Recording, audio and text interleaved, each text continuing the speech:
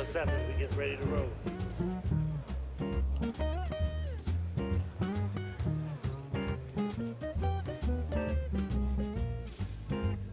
you doing, Mr. Francis? You good?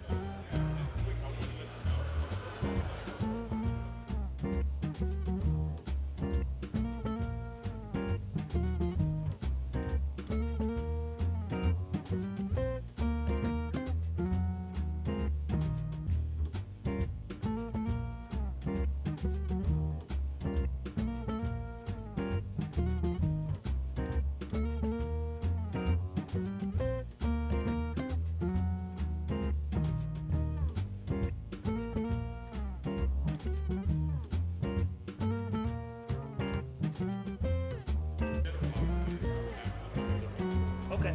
All right. Ladies.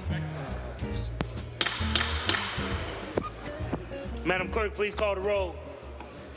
Griffin. Here. Bishop. Conwell. Gray. Hairston. Harsh.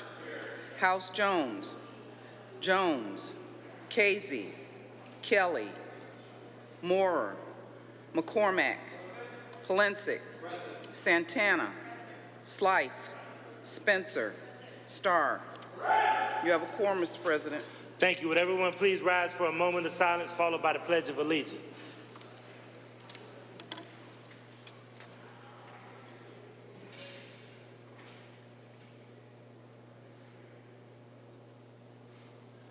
Thank you. Before we go to the Pledge of Allegiance, I do want to make sure that we have a special memorial and moment of silence for what we're watching happen in the Middle East. So if we could just take a moment of silence for that too. Thank you. I pledge allegiance to the flag of the United States of America, to the republic for which it stands, one nation, under God, indivisible, with liberty and justice for all. Madam Clerk, please dispense with the journal. By Councilmember McCormack, that the reading of the minutes of the last meeting be dispensed with. The journal approved. Seconded by Councilmember Slife. Thank you. We'll now go to public comment. And once again, would the members please turn around to view the speakers?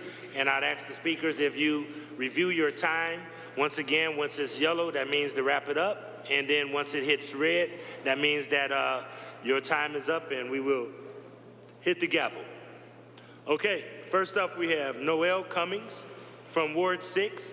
Noel is here to talk about efforts to have Ohio Attorney General's Office perform investigation of alleged fraud perpetrated by Greater Cleveland RTA, failure of the Mayor's Office and CPD to respond, and she is not representing anyone and not being paid by anyone. Noel, you have the floor. Good evening, Council President and the honorable members of the Cleveland City Council.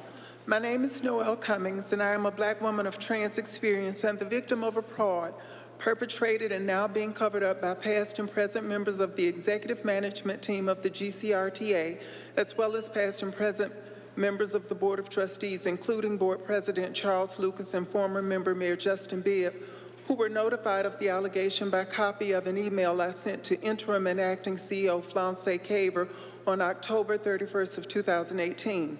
Justin Bibb has also refused to respond to the email I sent to him as mayor on February 14th of 22, which I forwarded to each council member on March 31st of 22, and pleaded with you to encourage him to respond. Today, I am again pleading with you to do the right thing and not participate in what appears to be a conspiracy amongst past and present local elected officials, including County Prosecutor Mayor Michael O'Malley, to ignore my allegation and see this easily discernible fraud covered up. But turning a blind eye to crime does not mean the crime disappears. It simply means you lack the courage, ethical centering to call it out. And for elected officials, that means corruption.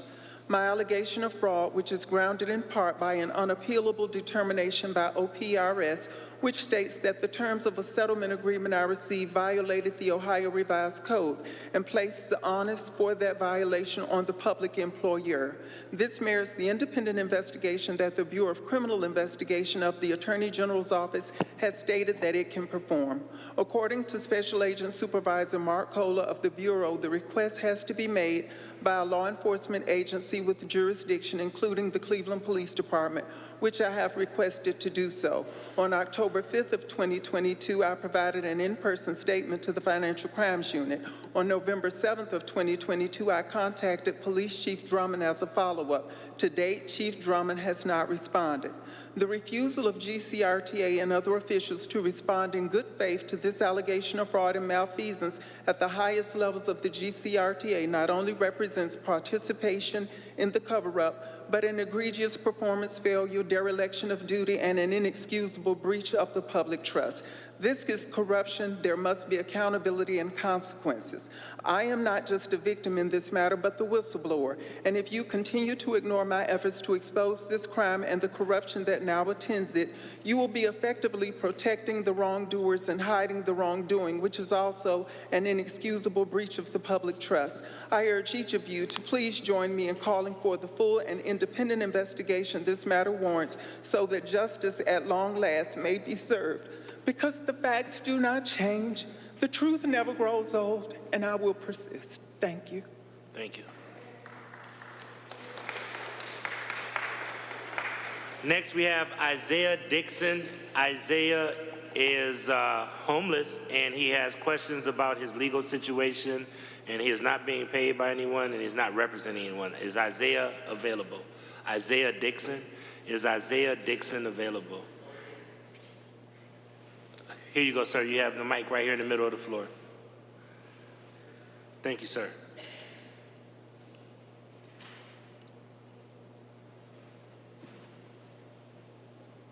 Hello, Councilman. I have come here today because I am in great danger and I would like the assistance of whoever is willing to help me. I have been fighting a civil case since May 1st. I have stated myself clearly.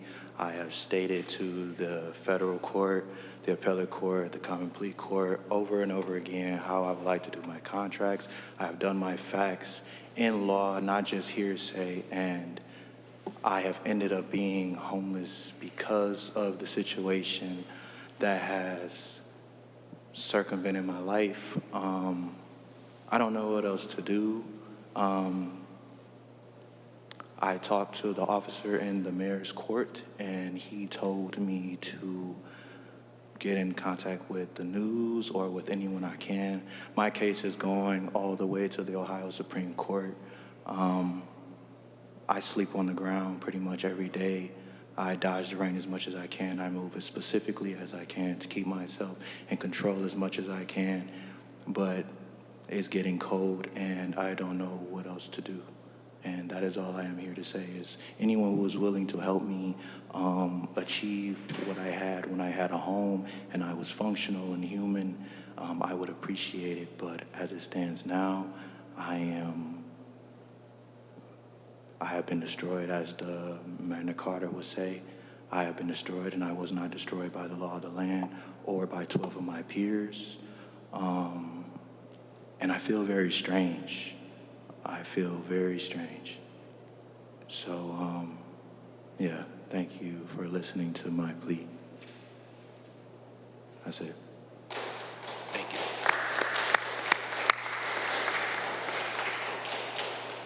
We have an audience full of people here, and I'm going to be conducting the meeting, but I would ask if we could have as many people as possible reach out to see what we can do. So could you please stick around, and we'll just see who can be of help. We got administrative people as well as council people, okay?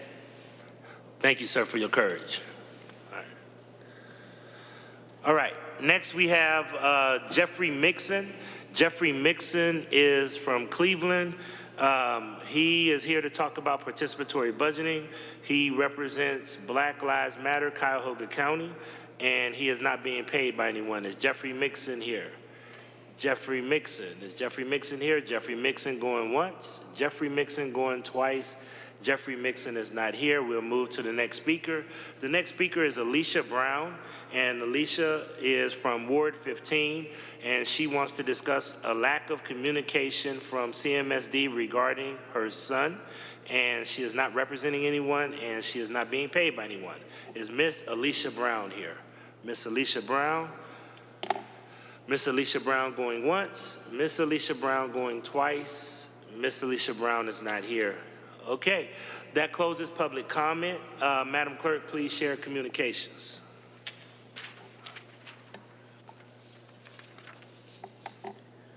File number 1160-2023 from Denise Van Leer, Executive Director of Fairfax Renaissance Development Corporation. Notice of intent to apply to Ohio Housing Finance Agency for multifamily funding programs for the development known as Innovation Square Phase 2 at 2287 East 103rd Street, Ward 6. Condolence resolutions. Resolutions of condolence by Councilmember Griffin for Thelma Donella Thomas, by Councilmember McCormack for Douglas H. Glenn, by Councilmember McCormack for Eric James Fallhaber, by Councilmember McCormack for Howard P. Frank, by Councilmembers Polensek and Conwell for Doris W. Queller, by Councilmember Starr for Anderson Thaden Perkins. Okay, a couple of people that I would like to hold out a number for. I know I didn't hear if you held out a number for Fred Shute, which is the father of Angela Woodson, the father of Angela Woodson. If we could hold out a number for Fred Shute. And then also, if we could hold out a number for Virginia O'Malley, the mother of former council people Patrick and Michael O'Malley, and present prosecutor Michael O'Malley. If we could hold out a number for Virginia O'Malley. Are there any other condolence resolutions? Seeing no other condolence resolutions, will council members please stand for a moment of silence?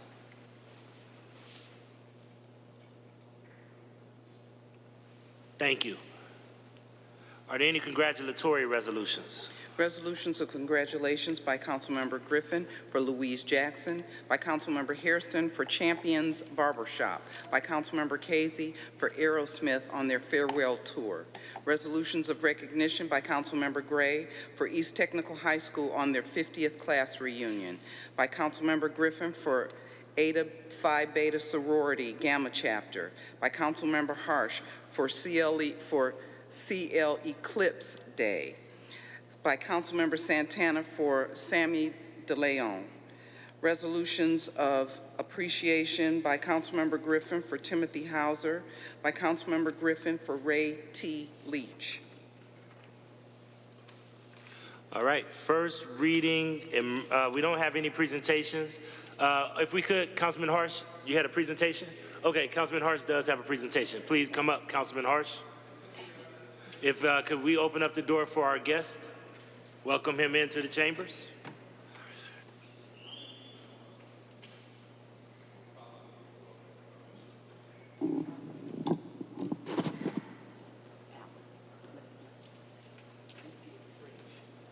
Okay, thank you.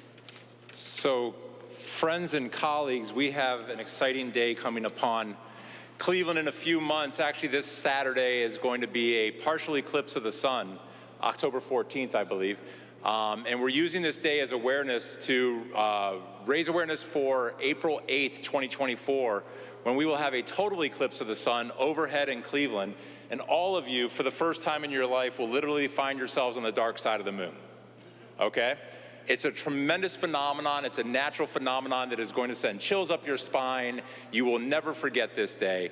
And so we are declaring April 8th Cle-Clipse Day here in Cleveland. And I wanted to present this to Jay Ryan of Old Brooklyn, who is from the neighborhood, from the city, and a physicist. And a great science enthusiast who has done more than anyone in Cleveland to raise awareness of this day and to get people talking about this. Thanks to Mr. Ryan, We are now on the news. We have the Greater Cleveland Partnership talking about this day, getting everybody prepared. We're expecting over 1 million people to come to town. This is going to be as big as the Cavs parade, if not bigger. So I wanted to present this declaration of April 8th as Eclipse Day to Jay Ryan. If you'd like to say anything, feel free. If your wife would like to get a picture of us, there you go. Hey, you good? All right. Would you like to say something about the day? Sure would. All right. Thank you, Councilmember Harsh. Thank you, Council President, honorable council members. All I can say is that this is going to be something that we have literally never seen in our lifetime. The last time we had a total eclipse of the sun over Cleveland, Ohio was in 1806. The population of Cleveland was 11. It was 10 years after Moses Cleveland. It was 3 years after statehood. We will not have another total solar eclipse over Cleveland, Ohio until the year 2444. And I cannot imagine, that, just to put it in perspective, that is the next generation after Star Trek, The Next Generation, okay? Cannot imagine what Cleveland, Ohio will be, or even if there will be a Cleveland, Ohio. So we are very blessed and very fortunate to have this happen in our lifetime. What motivates me is that I was a kid from this city in the 1970s, and I didn't really get a sense that really anybody cared what happened to us back in those days, and I don't know if kids today feel any differently, but there's about 50,000 school-age kids in the city of Cleveland, and a total solar eclipse is known to be a very inspiring event. People cry, people scream, people get very excited, and I am hoping that some, preferably all, of those 50,000 kids will draw some inspiration from this event, and it'll be something that'll give them something that they can take with them for the rest of their lives. And I want to thank you, council members. You've all received a communication from me. I want to thank you very much for passing this resolution, and let us just hope and pray that we can get some people to give some thought to this event and make some adequate preparations for this before that day comes. Thank you very much. You want to keep that in here? I will. Thank you, guys. Absolutely. All right. Excellent. Right. Thank you. Madam Clerk, first reading, emergency ordinance is referred for administrative review and committee review. Ordinance 1153-2023 by Councilmember Santana, authorizing the Director of Economic Development to enter into a grant agreement with LG Blanket Mill Maine, LLC, to provide economic development assistance to partially finance the Northern Ohio Blanket Mill Mixed-Use Neighborhood Project located in the Clark-Fulton neighborhood. Ordinance 1154-2023 by Councilmembers Griffin, Bishop, and Hairston by departmental request, authorizing the Director of Capital Projects to enter into a maintenance, inspection, and repair agreement with and to issue a permit to the Cleveland Clinic Foundation to encroach onto, over, and within the public right-of-way of East 100th Street by constructing, installing, using, and maintaining an overhead pedestrian bridge. Ordinance 1155-2023 by Councilmember Griffin by departmental request, authorizing the Director of Human Resources to enter into one or more contracts with Pluto Acquisition OpCo LLC for professional services necessary to provide pre-employment background and criminal checks for the Department of Human Resources for a period of 1 year with 2 one-year options to renew, exercisable by the Director of Human Resources. Ordinance 1156-2023 by Councilmember Gray, authorizing the Director of Economic Development to enter into a grant agreement with Jordan Community Residential Center, DBA Jordan Community Resource Center, to provide economic development assistance to partially finance renovation of its health and wellness facility known as the Oasis in the City.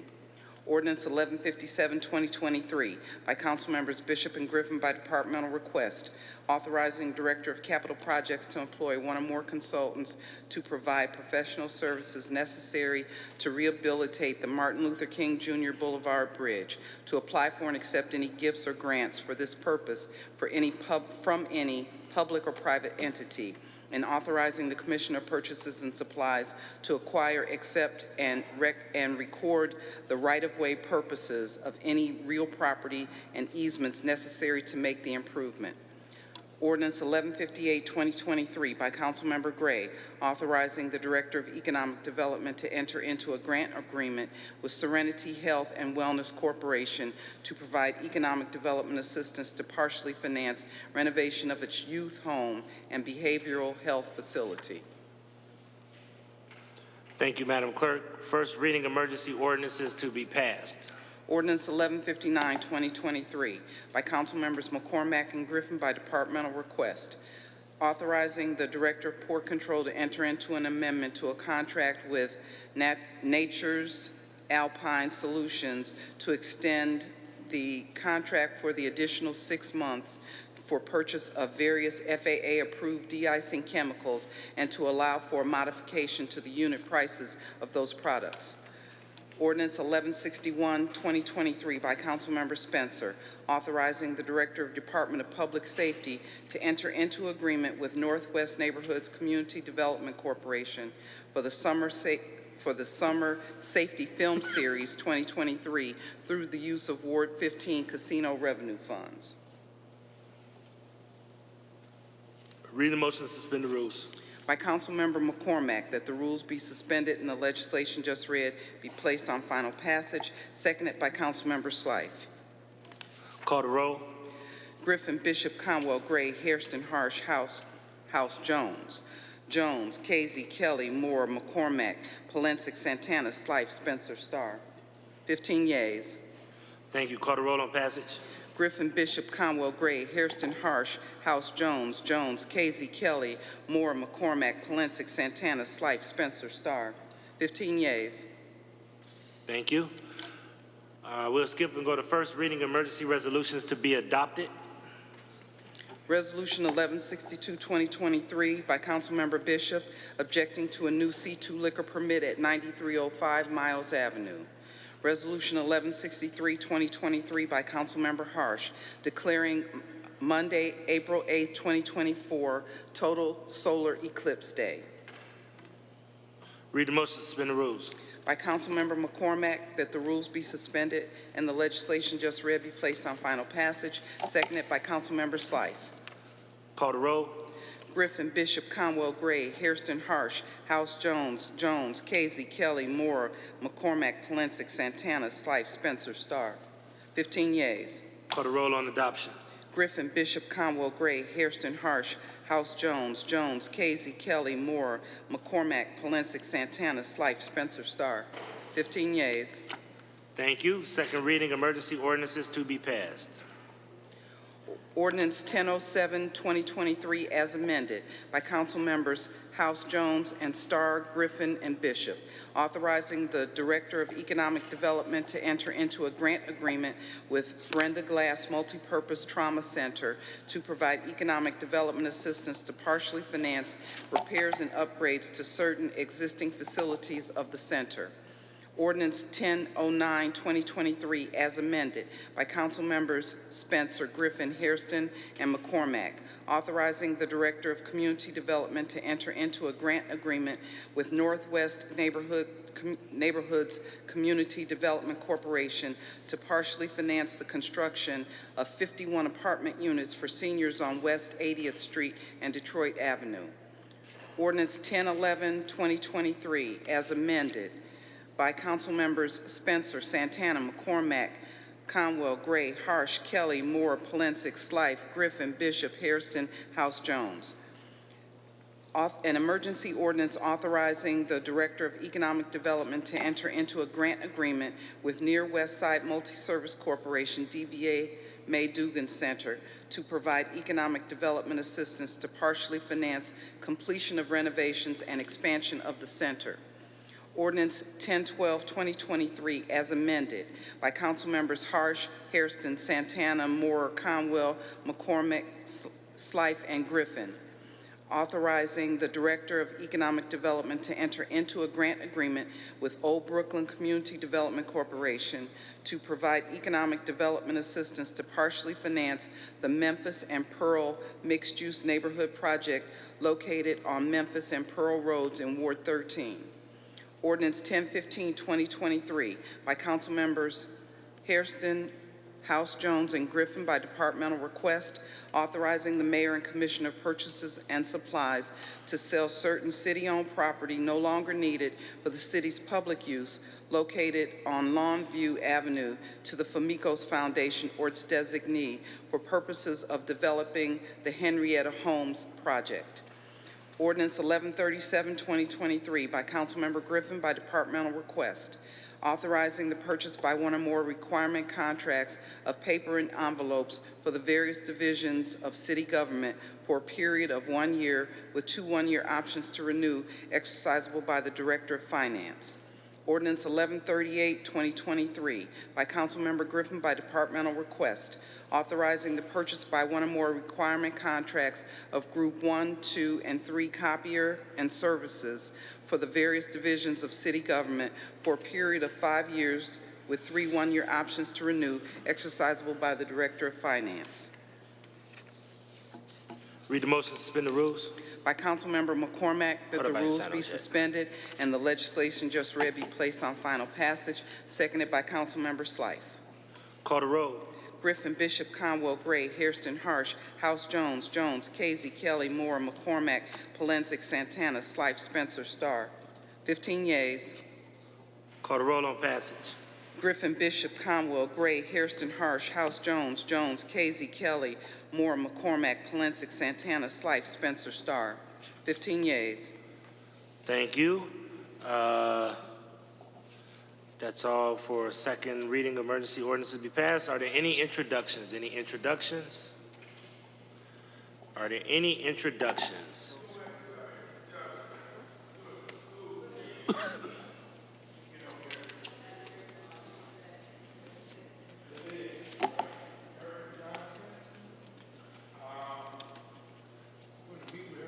Words.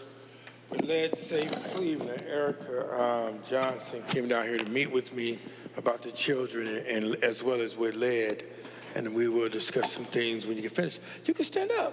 The lead piece is important, and everybody give her a round of applause. See, look at, yeah, do what you do. I got to get back over and discuss children real quick. Are there any other introductions? Any other introductions? Seeing no other introductions, are there any announcements? Any announcements? Councilman Kerry McCormick. Thank you, Mr. President. I rise today in lieu of Councilman Casey, who would normally be here this week to discuss Cleveland Down Syndrome Day, which is this Thursday. It will consist of a outing to the aquarium, followed by a Cavs game, and so all the families taking advantage of the Cleveland Down Syndrome Day will be going to the aquarium and to the Cavs game. And this is being held by the Down Syndrome Association of Northeast Ohio, which is a nonprofit organization whose mission is to provide support, education, and advocacy for individuals with Down syndrome, their families, and communities.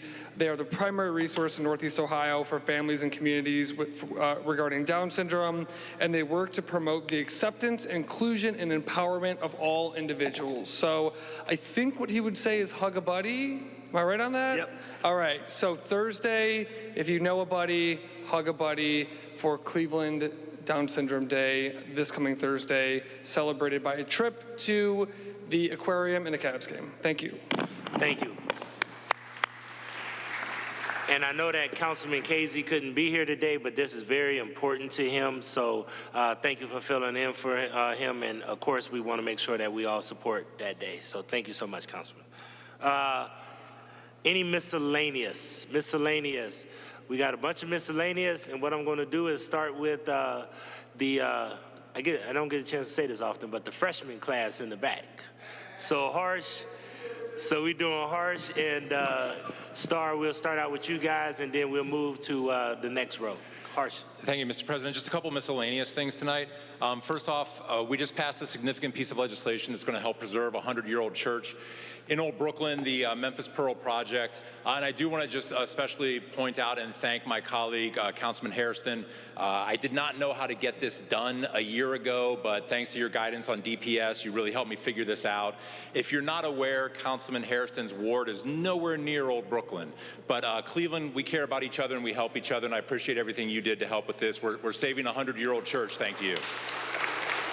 And thank you to everybody else who co-sponsored that as well. But on the subject of caring about each other, we just had an update on racism as a public health crisis, and I have a concern about a decision the administration made. So Old Brooklyn is about 70% white, 20% Latino, and 10% black. We are a mixed race community, and with mixed race comes a lot of tensions sometimes. Right now there is a new bar on Memphis Avenue that has a lot of people concerned. It's got a younger Latino crowd. It's doing very, very well. I sit outside this bar at night sometimes to see how they're doing, and they've got about half a dozen security guards. They clean the parking lot by hand when they close down, and they've had no incidents with the police that I'm aware of. But this Saturday there was a shooting on Memphis, and some members of my community have their pitchforks and torches ready to go to the Latino bar and say that they're the cause of this. And I can't honestly answer them what caused the shooting because the Cleveland police were told not to share that information with me. I have racists that want to start nonsense with a Latino bar that I don't think is the source of this problem. I think it's the white bar down the street, but I don't know because the police were told not to share that information with me. We talk about racism as a public health crisis. We have to combat this with honesty and truth. And if the administration will not allow the police to share truth and honesty with me, I can't share it with my neighborhood. That's a problem for us. That should be a problem for all of us. We have a right to know what's going on in our neighborhood. I don't know what new interpretation of old law actually popped up that requires the police not to give this information to us, but it's doing harm to people in the neighborhood. We need to be armed with the truth so we can answer these questions honestly. And I'm very disappointed that I can't get this information from the police, who I understand are doing the job they were instructed to do. I understand, but the instructions need to change. And Mr. President, I would ask that we all pay attention to this because it's going to happen one by one. When problems pop up in our neighborhood and we can't answer our residents because the police were told not to talk to us, that's going to create problems that we should be able to address as elected representatives within our community. Thank you, Mr. President. Thank you.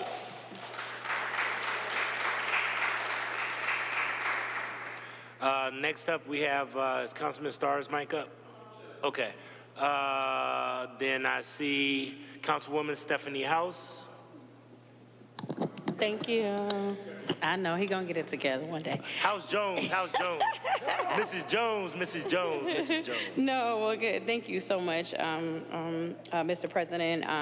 First, again, it's a shout out to Chairman Hairston, who's definitely worked with those of us in DPS, and you, Council President, for just the support and the support of the body, Councilman Bishop, in Ordinance 1007 for the Brenda Glass Trauma Center. They do a lot of good work, and I would invite each and every one of you to actually take a time to get a visit, to actually see what they work and hear from some of the clients yourselves. It will go a long way. Secondly, you always I'll just start here with voting. Just a reminder, we are in voting season. Tomorrow, October 10th, is the last day to register to vote. So for people who are teetering, there are some significant state issues, county issues, and city issues. Issue 1 and Issue 2 are state issues. Issue 5 is a county issue, and Issue 38 is a city issue. And I would encourage people, if you don't know what I'm talking about, let's have a conversation. Reach out to me. We can have a conversation. And then early voting actually starts on Wednesday, October 11th, and that's due to a holiday. Next, I want to go to things that are just happening in the neighborhood. So on, I guess it would be Saturday night, early Sunday morning, I was in the neighborhood and I just hear a whole bunch of zooming. I left the Nigerian community. It was a celebration, 63rd celebration of Nigeria's Independence Day. And so I was with NCGC, the Nigerian community of Greater Cleveland. They had a celebration at Fatima Family Center in Legacy Hall, a beautiful facility. Come and visit us. But on our way home, I just were, just hearing a lot of noise. And so we couldn't find it, so we went to the gas station, and then we were driving back home, and for some reason, I'm like, there's a whole bunch of cars, and intuition said, get in the line, and that's exactly what we did. And so we're in the line, and I'm like, these are the drag racing things where you find. So we found ourselves in the line, and we just went with the group, went down MLK, went down St. Clair, and they all parked. It was like, I was like, oh, it's like 30 cars. But by the time we got to East 72nd, it was like 200 cars. And so, of course, I called the police department, 5th District, and you know, we went around 5th District. They were responsive. They did send some officers out. But I will tell people, there is a total disregard for people. You know, while some cars dispersed, the cars stayed. They did the donuts in the street. I took the video. I sent it, you know, to some people. And like one of them literally almost hit me. Because they did the donut in front of the police officer and then went up St. Clair, come back down St. Clair. And so, just to let people know that we are seeing these things. We know we are being as responsive as we can be, but it is very hard to control 200 cars. You know, and you might have 5 to 10, whatever the case may be. So I really just know that we really have to think through some strategies on how we identify the perpetrators that are coming, just wilding out in the city of Cleveland, just being very disruptive and can cause harm. Last point, and I'm gonna get off because I know my time is here. That was early Sunday morning, and then Saturday afternoon.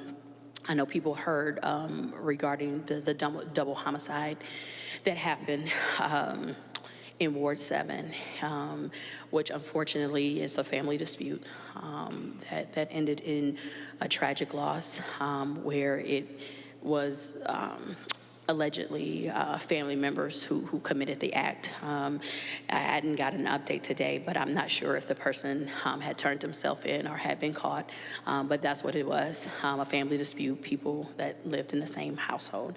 And so definitely my prayers go out to the family. And also, I'm just gonna lift up the importance of healing. We're just in a time where people are very stressed, dealing with a lot of anger, a lot of unresolved issues. And we as a city, when we are seeing the ways that people are manifesting their energy, we have to provide opportunities for people to get in touch with those emotions, but also have tools to be able to respond in healthy ways and not death and destruction. And so I will be following up with Council President because I've been thinking about the allocation of final ARPA stuff with Neon, and this is part of the thing where I think we should put some money towards healing. And a lot of people are like, well, what is that? Well, again, we need to explore it because some of the things that we currently have just are not working, and we're having just a lot of senseless death going on. While we may not be able to impact federal policy on gun reforms, what we can do is enable our people to prepare themselves so when your emotions are rolling, that you can choose to do something differently versus senselessly killing those around you and especially those you love. So thank you so much. Thank you. And Councilwoman, I want to commend you because I know that you've been advocating since you've gotten here to really invest in trauma, invest in prevention and intervention. And with the announcement made last week with the ARPA investment in the Youth Violence Prevention Fund, as well as trauma and other things, I think that your message is starting to be heard. So appreciate it and look forward to working with you on that. Councilwoman Jenny Spencer. Thank you, and thank you, Councilwoman House, for your words of insight, leadership, and inspiration in the face of that terrible tragedy. I am going to be the third person to recognize our DPS chair, Anthony Hairston, this evening for some well-deserved recognition.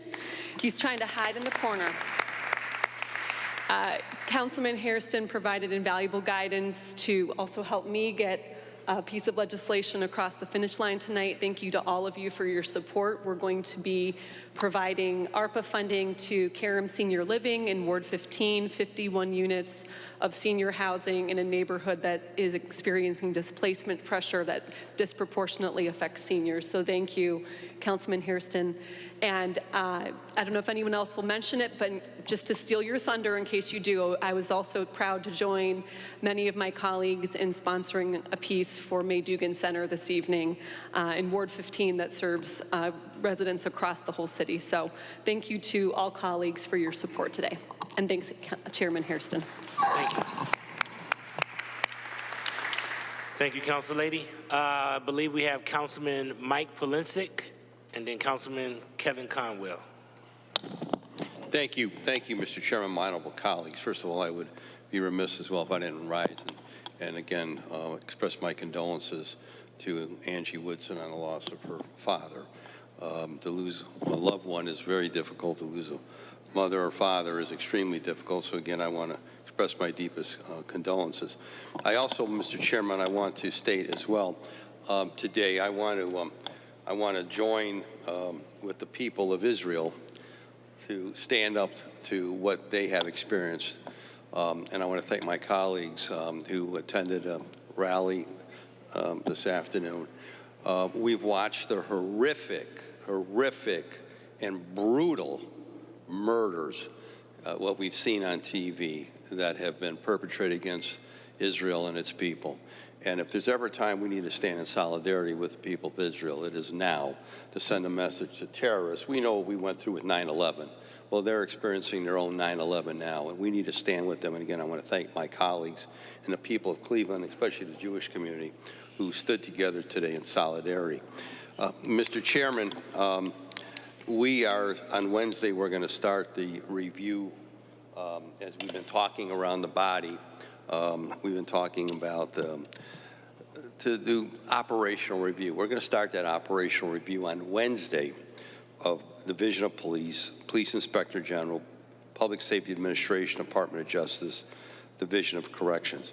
And we're going to be holding these hearings throughout the month and into November to look at the various sections of safety and how they have performed up to this point. And as we go into the budget next year, that we'll be better prepared, not only us, but the administration as well. I don't have to tell anyone what we went through this weekend. I was looking at it, shooting, homicides, shootings, homicide. The weather's getting colder, and yet the violence has not dropped off at all. Not dropped off at all. As of today, there are 1,212 officers, I was told, on the force. If you look at the budget we passed in 2022, in April of 2022, a year ago, we called for 1,640 officers. So if you look at those numbers today versus what we have, we are down approximately 428 police officers from what this council budgeted. Never, ever have I ever seen anything like this. Never, ever. We've lost today as of today, 133 officers have left the department since the first of the year. How many have we hired? How many has the city hired? 20. We are not even treading water. We are not even treading water.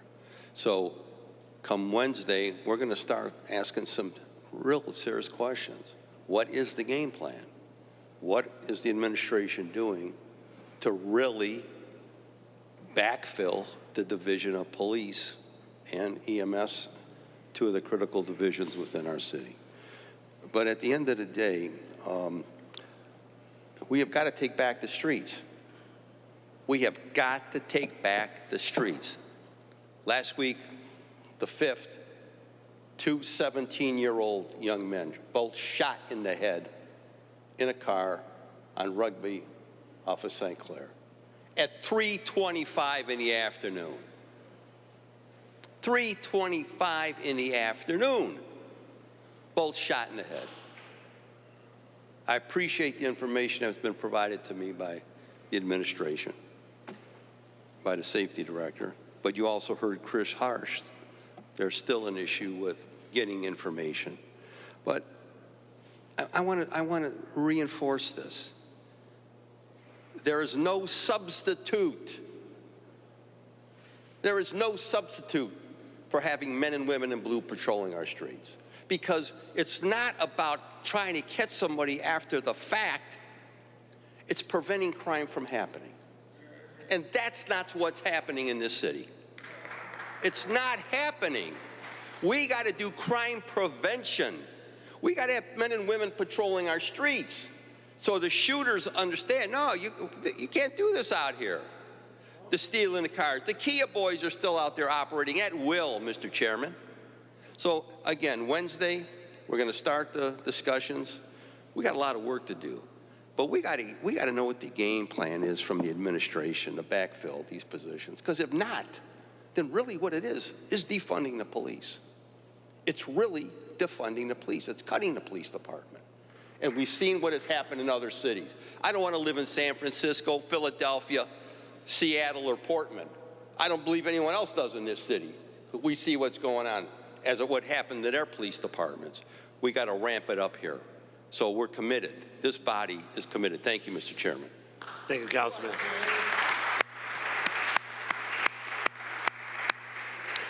Thank you, Councilman. Looking forward to the meeting on Wednesday. Councilman Conwell. Thank you very much. I didn't get a chance to make my announcement this Thursday. We met earlier, Chris Harsh, today in the Health Committee, but Health and Arts, we're having another meeting. It's our first one with Chief Strategist of Arts and Culture, and we will be meeting at the Music School Settlement at 9:30 a.m. this Thursday. And the Chief Strategist, Rhonda Brown, will be narrating and giving us some background history on the future of arts in the city of Cleveland. And she's an extremely bright young lady that Mayor Bibb hired. She will be also talking about her vision and background history. She'll be there for an hour. We will have some children performing the arts, and it's our first meeting with Chief Strategist Brown. Now, you know, when you look at the Rock and Roll Hall of Fame last week, October the 5th, there's a $150 million capital project there, groundbreaking. And you know that a lot of the artists and musicians, they're really from Cleveland, and they left Cleveland to go to places like Memphis and Nashville and Austin, Texas, because they couldn't get a break in our own city. And they're creating money and dollars in other cities. But Mayor Bibb hired this young lady, and it's great to hear her vision because the arts bring in close to $1 billion in the city of Cleveland. And that put people to work, and work is therapeutic. And when you put people to work, you're able to keep crime down in the community. And children, they deserve better. They deserve, you have some children that are artists. And the arts also create character of self-discipline, the character organizational skills. And you know this, Michelle Pomerantz, the grade scores go up. It goes up, and which is very, very important. And when you have that, you end up with less crime. So once again, it's at the Music School Settlement. It's the place on Magnolia Drive. It's at 9:30 a.m. The Arts community will be there. And I know Star, you said you'll be there, and then we have Gray there, and House, who's from a musical family, will be there. Oh, Jones, can't leave that Jones out. Will be there also this coming Thursday. And if you find your way, Harsh, you just got finished jamming with me in the office to be there. That would be cool beans, man. Now, speaking of prevention, put that over there at the arts. The residents deserve to have safety. They call the council members now. They call us. We're down 400 police officers. It's very, very stressful, and you have to play police, and you have to do drive-arounds in the community. So people are calling us but we're driving the community because they're calling their council members to be out there. You know that, Michael Polisic, it's the council members is out there, and we out there with the police. Now, Chris Harsh just mentioned, you mentioned prevention. We got to put our arms around that. And you will be at the safety committee this Wednesday, is that correct? And we're going to talk with them. And matter of fact, that issue 2 weeks ago, Mr. Chairman, you mentioned it on this floor to the safety director as well as the mayor before it got to this point now. So when you look at trends, it's at this point, and you have a council member over there that's on the ground just telling us it could be issues and concerns and trouble for what you just narrated on 2 weeks ago. So you see that it's getting to this point. We gotta be there, and we have to do prevention because it could explode. And if one person get hurt in this town, it hurts all of us.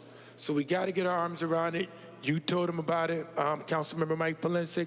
I'll be there at the safety committee meeting to support you, council member. And safety is first thing first. Thank you very much, and God bless. Thank you, Councilman.